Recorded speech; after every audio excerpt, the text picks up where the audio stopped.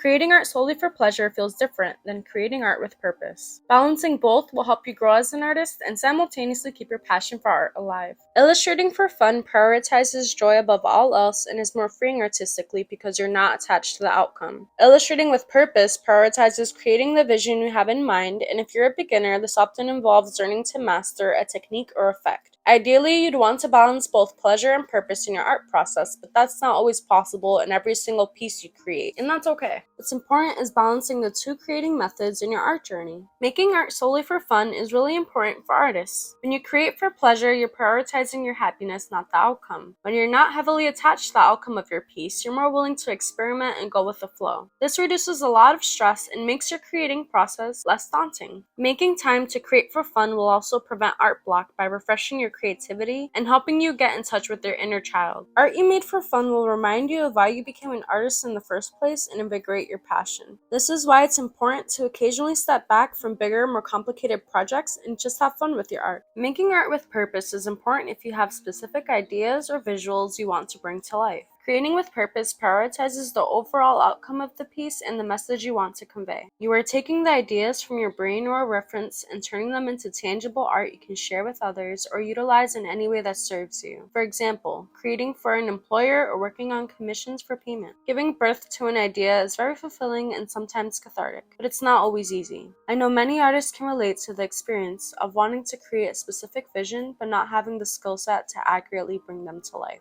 Trying to illustrate new concepts or visuals that you've never created before will probably involve encountering obstacles, especially if you're a beginner. This can be really frustrating and makes the creative process feel more like work than fun. But sometimes, in order to learn new techniques and create new effects in your art, you will need to step out of your comfort zone and work through pieces that frustrate you. You don't give up just because creating the visual you have in mind is a bit more complicated than expected. You keep working at it until you reach an illustration that conveys the message you want to share. Don't get me wrong, if a piece is becoming so frustrating that you don't even care about the outcome, it's time to step away from that project. Maybe you can try again later. But in general, working through the frustrating phases will help you practice problem solving in your art. Of course, you can always look up tutorials, I often do, but even when you're following a tutorial, you will sometimes need to learn via trial and error. Creating with purpose is vital if you want to turn your ideas into tangible art, make money, and grow as an artist. I do want to mention that if working on art makes you happy and that is its only purpose for you, then creating for pleasure 100% of the time is perfectly okay and healthy. Studies show coloring can reduce stress and anxiety and improve mindfulness and creative cognition.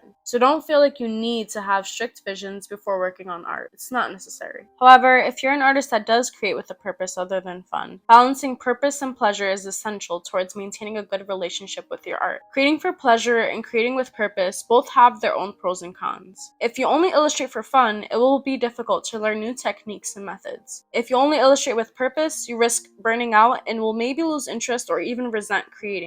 If you ever feel this way, take a step back and just create something that makes you happy. Stick to techniques that are familiar and comfortable to avoid frustration. I hope that this video was a helpful reminder to not approach art so seriously all the time and to have fun. You can still create a beautiful and powerful portfolio while having a great time. If you enjoyed this video, please like and subscribe and comment on your experiences with this topic. Thank you for watching and see you next time.